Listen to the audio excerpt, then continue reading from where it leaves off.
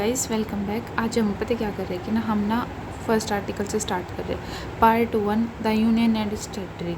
तो अब अगर जो बिल्कुल न्यू कमर उसके लिए पार्ट 1 और ये सब इसमें जैसे स्केड्यूल की भी है, अमेंडमेंट भी है, समथिंग समथिंग, ये क्या होता है। तो हमारे कॉन्स्टिट्यूशन में ना 22 पार्ट्स है, ठीक है, और स्केड्यूल्स जो होते हैं वो है हमारे 12, ठीक है।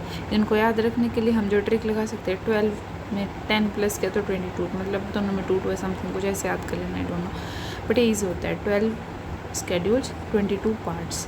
तो जो अब हम शुरू करें वो है पार्ट 1। पार्ट 1 में जो होता है ना, आर्टिकल्स आते हैं 4, इसके बाद पार्ट 2 शुरू हो जाएगा। तो पार्ट 1 के 4 आर्टिकल्स के पहले 2 आर्टिकल हम आज कर रहे हैं। पार्ट 1 का पहला आर्टिकल है name and territory of the union. तो सबसे पहले ये कॉन्स्टिट्यूशन किसका उसका बता रहे हैं, India that is Bharat shall be a union of states. अब इसमें क्या है कि जो इंडिया दैट इज़ भारत है ना, हमारी कॉन्स्टिट्यूएंट असेंबली इस चीज़ पे काफ़ी डिवाइडेड थी कि इंडिया नाम रखे कि भारत रखे, तो इसलिए दोनों रख दी, India that is Bharat, Hindi version में भारत जो कि इंडिया, ऐसे करके।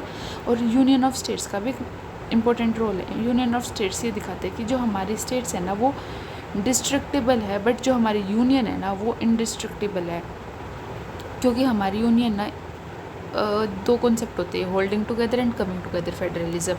तो जो हमारी यूनियन बनी है ना वो बनी है होल्डिंग टुगेदर फेडरलिज्म से। कमिंग टुगेदर फेडरलिज्म क्या होता है कि कुछ इंडिपेंडेंट स्टेट्स होती है वो वॉलंटियर करती है कि ठीक है हम साथ में आ जाते हैं, बट होल्डिंग टुगेदर में क्या होता है कि ना जो एक बड़ा नेशन है ना वो अपने आप को डिवाइड करता है, फॉर एग्जांपल एडमिनिस्ट्रेटिव पर्पसेस के लिए, बेटर गवर्न करने के लिए, कुछ कुछ चीज़ों के लिए, ठीक है। तो ये होता है, इंडिया में ये वाला मॉडल चलता है एंड यूएसए में कमिंग टुगेदर वाला मॉडल चलता है। अब अगर हम यहाँ चले तो अब ये बताते हैं कि जो स्टेट है ना वो फर्स्ट शेड्यूल के अकॉर्डिंग होएगी, मतलब ये क्लोजेस होते हैं, जैसे आर्टिकल 1 का सब क्लोज 1, आर्टिकल 2 सब क्लोज 2, ये ऐसे ऐसे होता है ये, ठीक है। आर्टिकल 1 सब क्लोज 3 ए, ऐसे ऐसे लिखते हैं इसको, 1 ए ऐसे, मतलब जैसे तुम समझ आ रहा हो। The territory of India shall comprise the territories of the states, union territories, ये दो चीज़ें तो है, स्टेट्स और union territories, and such other territories as may be acquired in future, कभी भी जो एक्वायर होगी। अब सेकेंड आर्टिकल कहता है एडमिशन और एस्टेब्लिशमेंट ऑफ न्यू स्टेट्स। अब न्यू स्टेट्स के लिए क्या है कि parliament may by law admit into the union और establish new states on such terms और कंडीशन एज इट थिंक्स, कि भाई कोई जो हमारी टेरिटरी का अभी पार्ट नहीं है ना, वो कोई न्यू टेरिटरी जिसको हमें एक्वायर करना है उसको इंक्लूड करना पार्लियामेंट के हाथ में है। तो पार्लियामेंट क्यों, क्योंकि पार्लियामेंट ही है जहाँ पे रिप्रेजेंटेटिव्स ऑफ पीपल होते हैं। अब फॉर एग्जांपल पहले ये 2A था, इसमें क्या है कि Sikkim to be associated with the union, पहले सिक्किम जो था अलग था, पहले जैसे इसका ना कुछ ऐसे फेजेस रहे कि पहले इसने कहा कि भाई हमें थोड़ी क्लोज रिलेशंस चाहिए, उसके बाद धीरे धीरे जाके इन दी एंड इसको ना वो कर दिया था अपने, मतलब पार्टी बना लेता, स्टेट प्रॉपर बना लेता। पहले सिर्फ एसोसिएशन टाइप था, समझ रहे हो, कुछ स्केड्यूल्स होते थे।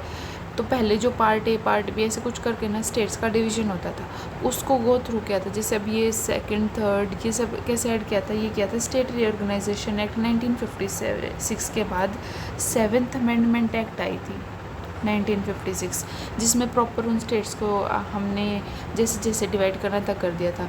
फर्दर सिक्किम जैसे कुछ कुछ जो नए एडिशन होते रहे उनको भी अमेंडमेंट से कर दिया था। 36th अमेंडमेंट एक्ट 1975 से इसको हटा दिया था सिक्किम वाले प्रोविज़न को। तो अब ये सारी चीज़ें आ गई है। तो आज हमारा फर्स्ट और सेकेंड आर्टिकल हमने कर लिया है।